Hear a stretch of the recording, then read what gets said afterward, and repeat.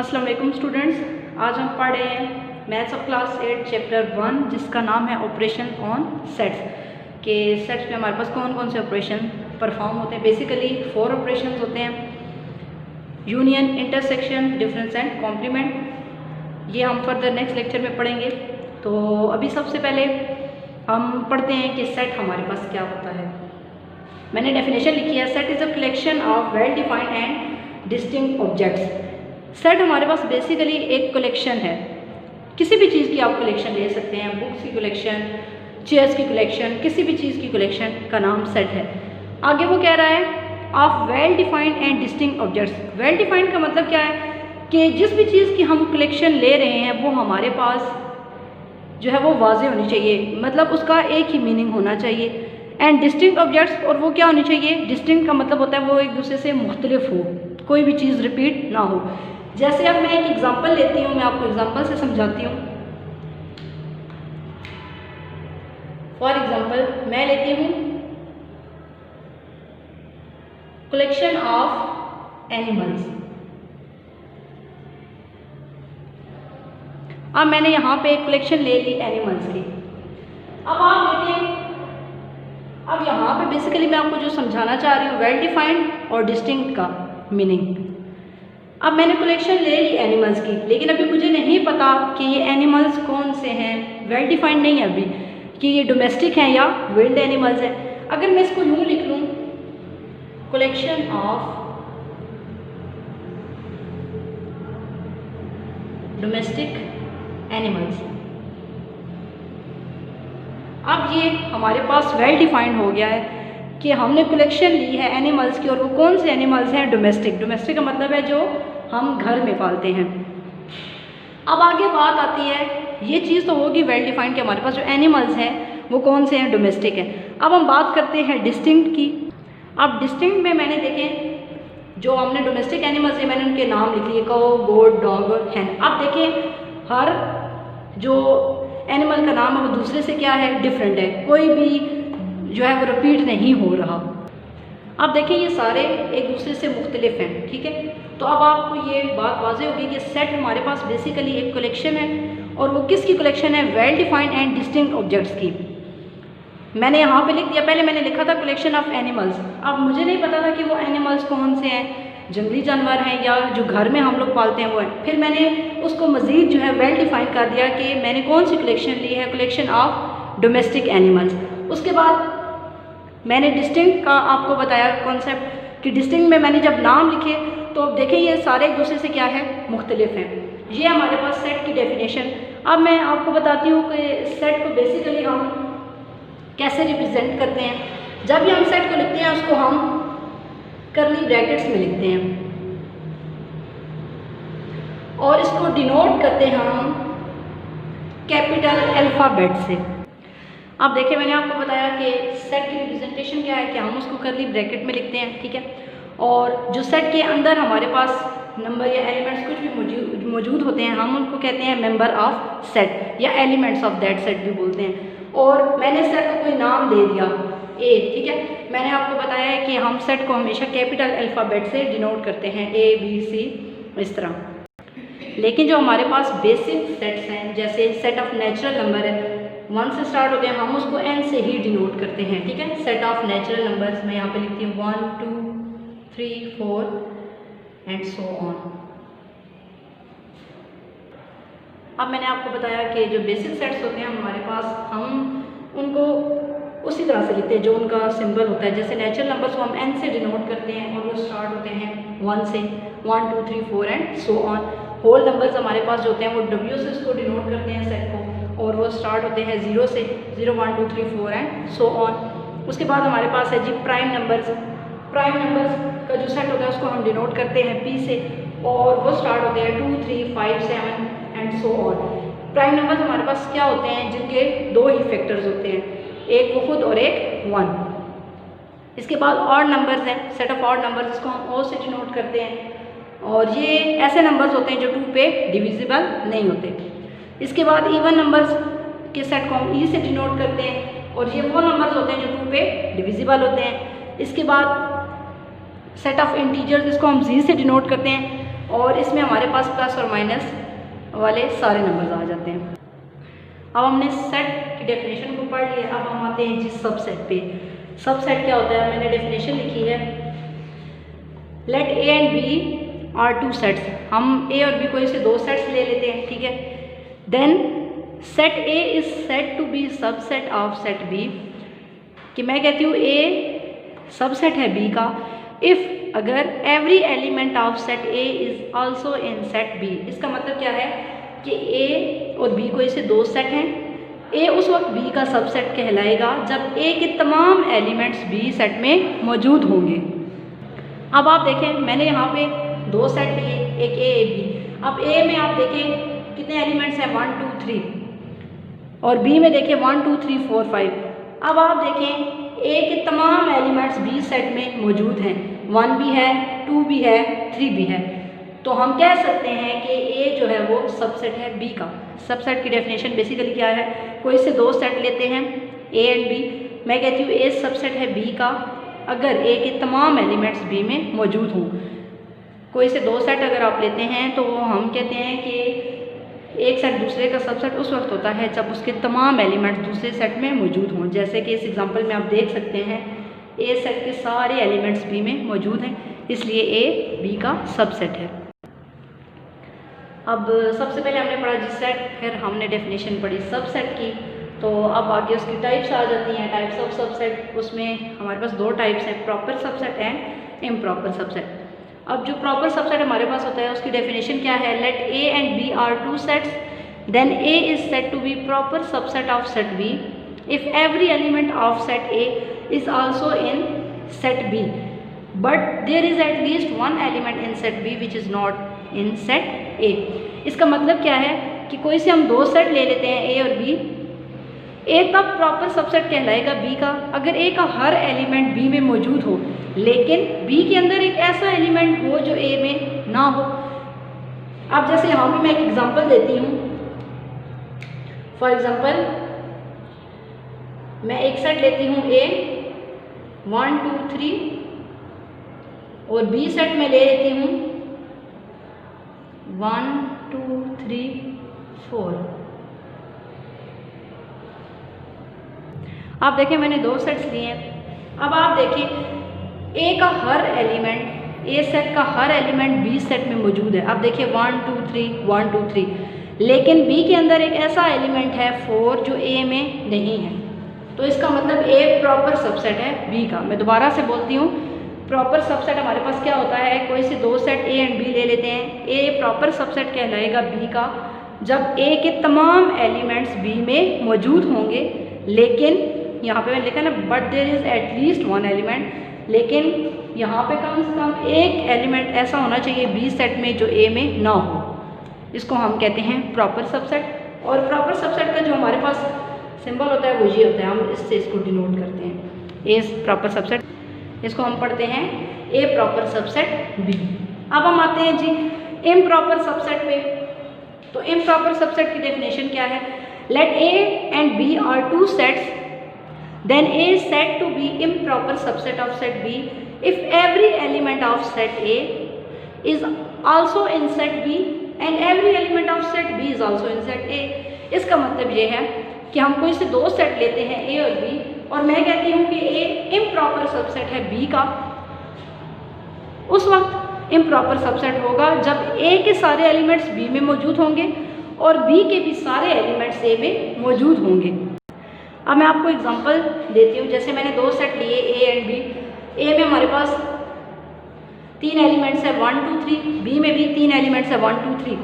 अब आप देखें ए इम्प्रॉपर सबसेट है बी का, क्यों? क्योंकि ए के तमाम एलिमेंट्स बी में मौजूद हैं और बी सेट के भी तमाम एलिमेंट्स ए में मौजूद हैं। तो डेफिनेशन से यही बात वाज़ेह होती है कि दो सेट उस वक्त इम्प्रॉपर कहलाएंगे अगर एक सेट के भी तमाम एलिमेंट दूसरे में मौजूद हों और दूसरे सेट के भी तमाम एलिमेंट्स पहले में मौजूद हों, और हम इसको डिनोट करते हैं इस सिंबल से, ए इम्प्रॉपर सबसेट है बी का।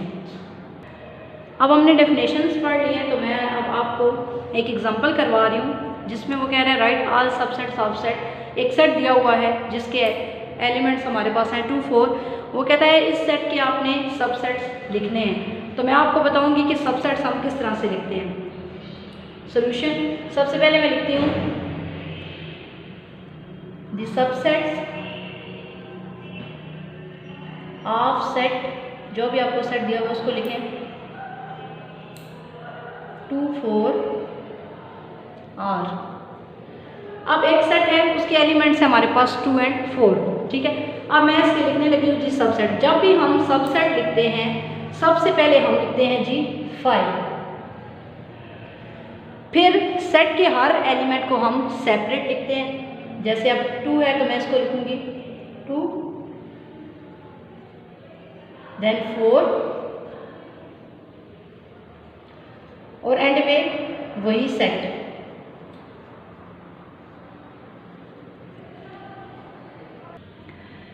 अब देखें हमारे पास एग्जांपल की क्या थी, right all subsets of set 2, 4। एक सेट था जिसके एलिमेंट्स हमारे पास क्या है 2 और 4।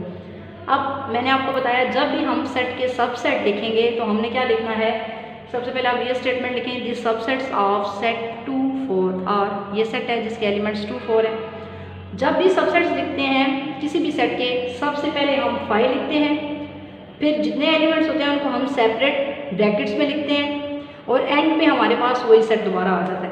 अब आपको मैं इसका एक फार्मूला भी बताती हूँ कि हमें कैसे पता चलेगा कि एक सेट जो दिया हुआ है उसके हमारे पास पॉसिबल कितने सबसेट्स बन सकते हैं, ठीक है। तो वो हमारे पास जो फार्मूला होता है वो होता है 2 पावर n। n का मतलब है कि सेट के अंदर जितने भी नंबर ऑफ एलिमेंट्स हैं। अब आप देखिए हमारे पास जो सेट है उसमें टोटल नंबर ऑफ एलिमेंट्स कितने हैं 2, 1 और 2। तो मैं लिखती हूँ n की जगह मैं लिख लेती हूँ 2। n यहाँ पे रिप्रेजेंट करता है number of elements present in a set. अब मैंने यहाँ पे 2 लिख दिया। अब 2 पावर 2 मतलब कि 2 अपने आप से 2 टाइम्स मल्टीप्लाई होगा विच इज़ इक्वल टू 4। अब आप यहाँ से देख सकते हैं कि हमारे पास जो इसका मतलब कि अगर कोई भी सेट जिसके 2 एलिमेंट्स हों उसके कितने पॉसिबल सबसेट्स बन सकते हैं 4। तो अब आप यहाँ से देखिए 1, 2, 3, 4, तो हमारा आंसर ठीक है। जब भी आप सबसेट्स लिखने लगें या आप लिखें तो आप हमेशा पहले इस फार्मूले को अप्लाई करें। यहाँ से आपको पता चल जाएगा कि आप के सेट की जो है, जो भी आपके पास सेट गिवन है उसके पॉसिबल कितने सबसेट्स बन सकते हैं, फिर आप इजीली वो बना सकते हैं। अब आप देखें एक्सरसाइज 1.1 स्टार्ट करते हैं। फर्स्ट क्वेश्चन आपको दिया हुआ है right all subsets of following sets. अभी मैंने पीछे आपको एग्जांपल समझाई थी, बिल्कुल सेम उसी पैटर्न से हमने इन क्वेश्चंस को सॉल्व करना है। सबसे पहले जो आपको सेट दिया हुआ है इस सेट को बोलते हैं एम्प्टी सेट, जिसमें कोई भी एलिमेंट ना हो उसको हम कहते हैं एम्प्टी सेट। देखिए ये सेट तो है लेकिन इसमें कोई भी एलिमेंट नहीं है, इसलिए हम इसको कहेंगे एम्प्टी सेट। अब वो कहता है कि आपने इस सेट के क्या लिखने हैं, सब सेट लिखने हैं। तो अब आप देखिए इसके अंदर तो कोई भी एलिमेंट मौजूद नहीं है, एम्प्टी सेट है। तो मैंने आपको बताया था जब भी हम सब सेट्स लिखते हैं किसी भी सेट के तो हम फर्स्ट हम क्या लिखते हैं जी 5 लिखते हैं। आगे फिर सेट के अंदर जितने एलिमेंट्स होते हैं हम उनको सेपरेट करके लिखते हैं ब्रैकेट्स में। लेकिन ये खुद एक एम्प्टी सेट है, इसके अंदर कोई एलिमेंट नहीं है। तो एम्प्टी सेट यहाँ इसका जो सोल्यूशन मैंने लिखा है क्या है, 5 is the only subset of empty set, ठीक है। इसका एक ही सबसेट होगा और वो क्या होगा 5 is the only subset of empty set. आप क्वेश्चन 1 का पार्ट 2 देखें, इसमें आपको एक सेट दिया हुआ है और उसके अंदर कितने एलिमेंट्स हैं जी, एक एलिमेंट है। अब मैं अगर इसके सबसेट लिखूं तो मैं क्या लिखूंगी, the subsets of set. Set क्या है आपको दिया हुआ जिसके अंदर एक एलिमेंट है 1। और सबसे पहले मैंने आपको बताया जब भी सबसेट लिखते हैं तो हम 5 लिखते हैं और उसके बाद जो भी सेट आपको दिया जाता है उसके अंदर जितने एलिमेंट्स हों हम वो लिखते हैं। लेकिन यहाँ पे सेट के अंदर एक ही एलिमेंट है तो वही सेट आ जाएगा।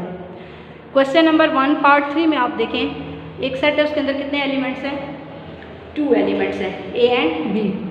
अब मैं इसका सोल्यूशन लिख रही हूँ द सबसेट्स ऑफ सेट हमारे पास जो है ए बी आर। अब आप देखें सबसे पहले 5, फिर सेट के हर एलिमेंट को सेपरेट लिखना है ए बी, फिर उसके बाद हमने वही सेट लिख देना है ए बी। होप सो आपको ये क्वेश्चन समझ आ गया होगा। अब है जी एक्सरसाइज 1.1 का क्वेश्चन नंबर 2। इसमें कह रहे हैं right all proper subsets of following sets. नीचे दिए गए जितने भी हमारे पास सेट हैं हमने उसके क्या लिखने हैं प्रॉपर सबसेट। तो सबसे पहले जो हमें सेट दिया हुआ है उसके अंदर एक ही एलिमेंट है और वो क्या है, ए। अब यहाँ पे जो एक बात है वो ये है कि मैंने आपको बताया कि प्रॉपर जो सबसेट होते हैं वो क्या होते हैं। जैसे मैं लिखती हूँ ए प्रॉपर सबसेट है बी का, इसका मतलब है हमने डेफिनेशन पढ़ी है कि ए तब प्रॉपर सबसेट होगा बी का जब ए के तमाम एलिमेंट्स बी में मौजूद होंगे, लेकिन बी जो सेट है इसके अंदर एक ऐसा एलिमेंट होगा जो ए में नहीं होगा। तो जब प्रॉपर सबसेट्स हम लिखेंगे, ठीक है, तो उसमें जो हमें सेट गिवन होगा वो हमने नहीं लिखना, उसके जितने सबसेट बनेंगे वो लिखेंगे, लेकिन वो सेट हमने उसमें नहीं लिखना। अब जैसे आप देखें ये सेट हमें गिवन है, इसके अंदर एक ही एलिमेंट है ए, तो हम जब भी सबसेट लिखते हैं तो हम पहला एलिमेंट जो लिखते हैं वो क्या लिखते हैं 5, लेकिन दोबारा आगे फिर वही सेट आ जाएगा। तो मैंने आपको बताया है कि प्रॉपर सबसेट में हमने वो सेट नहीं लिखना जो हमें गिवन होगा, लेकिन उसके बाकी जितने भी सबसेट्स हैं वो हमने लिखने हैं। तो मैंने सोल्यूशन लिखा the only proper subset of set A is 5, ठीक है। इसका जो प्रॉपर सबसेट होगा वो सिर्फ क्या होगा 5 होगा। इस डेफिनेशन को आपने मद्देनज़र रखना है। फिर क्वेश्चन नंबर 2 का पार्ट 2 देखें। इसमें हमें एक सेट दिया हुआ है, इसके 2 एलिमेंट्स हैं 0 एंड 1। अब आप देखें इसके जो प्रॉपर सबसेट हमारे पास बनेंगे, the proper subsets of set, जो सेट है हमारे पास इसके 2 एलिमेंट्स है 0 एंड 1, और इस सेट के जो हमारे पास प्रॉपर सबसेट बनेंगे वो क्या है जी। सबसे पहले हम लिखते हैं 5, फिर 0, फिर 1। अब आगे वही सेट लिखते हैं लेकिन प्रॉपर सबसेट में वो सेट नहीं लिखना। इसी तरह क्वेश्चन नंबर 2 पार्ट 3 है। इसमें हमारे पास एक सेट दिया हुआ है और इसके अंदर कितने एलिमेंट्स हैं जी, 3 एलिमेंट्स हैं 1 2 3।